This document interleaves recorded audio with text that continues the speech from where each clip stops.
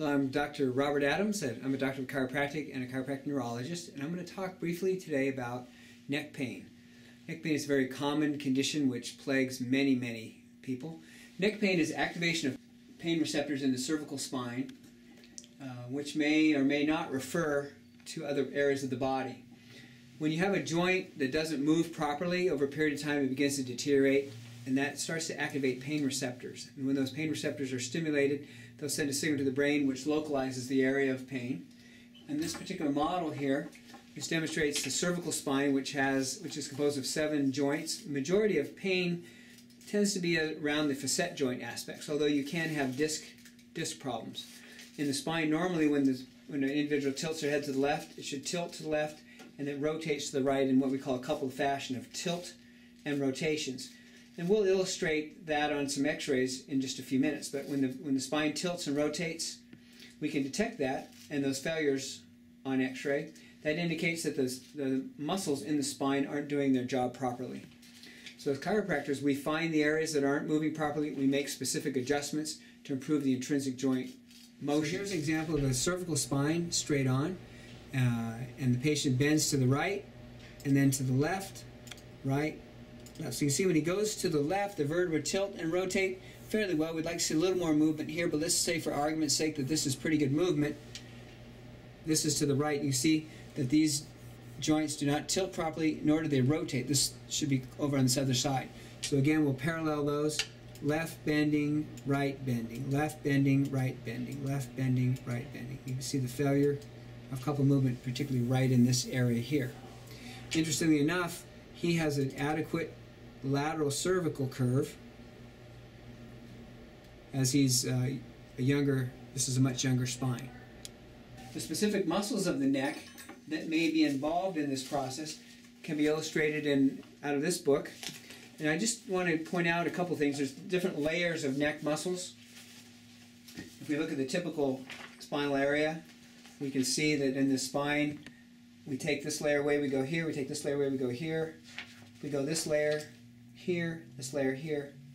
We get these deep muscles. These are the individual muscles here that would cause tilt and rotation. So the patient would bend their head to the right, the vertebra would tilt to the right with this intertransverse area contracting, while these multifidus muscles on the other side contract, forming the coupled motion. If these muscles aren't working properly, you'll begin to have increasing pain and discomfort. Activation of those pain receptors then may refer to the arms or to the legs. And when we find those joints not working properly, we make a specific adjustment which restores motion, which restores a stimulus to the movement receptors, which allows better reflex control of the joint, which allows the joint to move more appropriately. The nervous system has 2 functions. One is to receive information, the other is to transmit it. And so your brain, through the cerebellum, which is a part of the brain that's in the very lower part of this particular spinal model right here. And in my body, it would be right here. Cerebellum means little brain. That part of the brain is what controls the postural back muscles. And so when that part of the brain isn't regulating those deep back muscles properly, pain will build up in there as a consequence to the toxins. So to help understand how pain can travel, there's a great study that was done by a fellow named Bernard Feinstein and his group. We also call this a Feinstein paper. This was published in 1954 in the Journal of Bone and Joint Surgery. And basically what they did is they took a salt solution, a 6% salt solution, and stuck it by means of a hypodermic needle into the deep paraspinal muscles, as we illustrate on this particular spinal model again, into those deep muscles in the spine. When those areas were infiltrated with salt solution, it activated pain receptors. And those pain receptors, when they're activated in that neck area, actually will refer pain. For example, at the C1 area, you can see on the sheet, will go up behind the eye. That's that pain that can be referred behind the eye, often referred to as a headache, a retroocular headache. It can also refer pain up to the back of the head. That's at C2, C1 levels. Then we go down. If we get down to the C5 level, we can see that the pain will start to refer down in the arm area. Many individuals, as a consequence to a neck problem, will have pain which will be referring into their arm. And unfortunately, some of these individuals may be persuaded to believe that they actually have a disc problem that's creating the pain profile.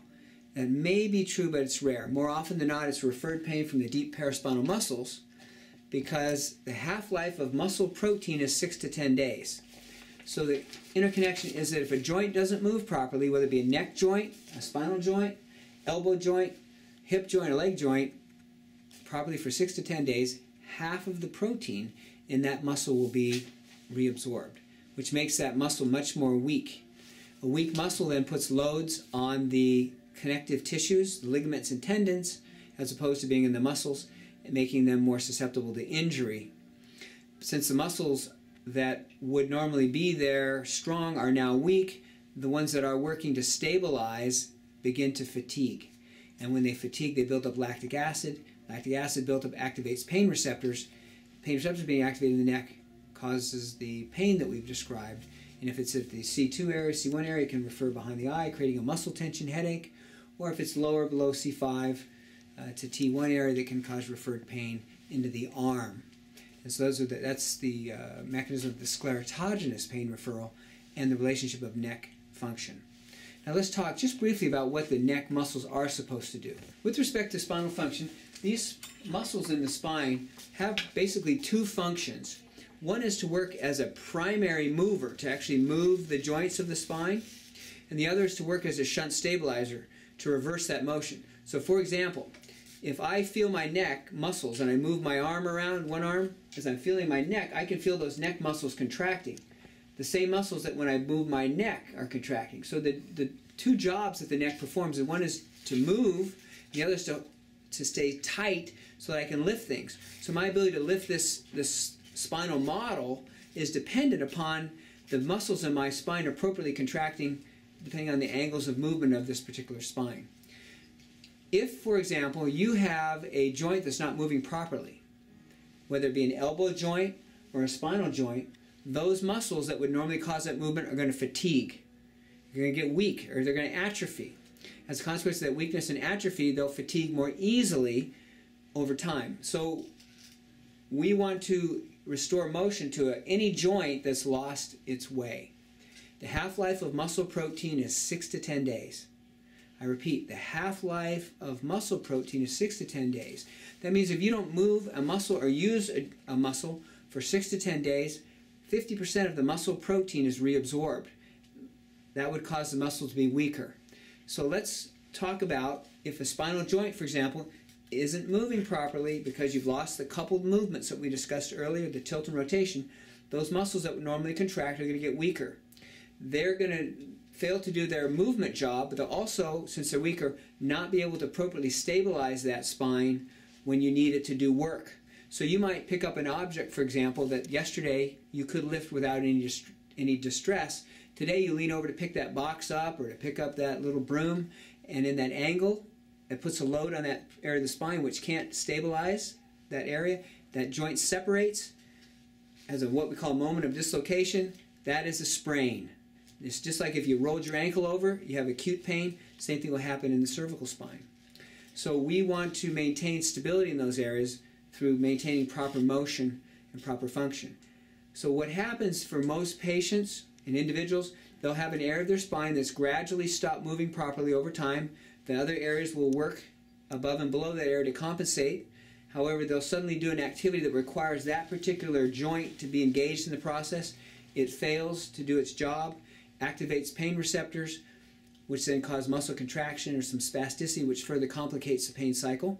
Lactic acid building up in that area and other substrates of inflammation cause the pain referrals that we described above, which may create a headache, a localized pain, or even a referral of pain down the arm. The goal of adjustments in chiropractic is to restore motion to areas which allows more feedback through the reflex pathways of the cerebellum for controlling the postural back muscles, which then allows more motion, which causes more feedback, which causes better motion, which causes those muscles to interdigitations to form. When you shorten a muscle, the fibers go past each other. That causes the protein to grow between the muscles. And so that's why we want to maintain activity. So chiropractic adjustments facilitate motion, and then exercises to strengthen the spine facilitate stability.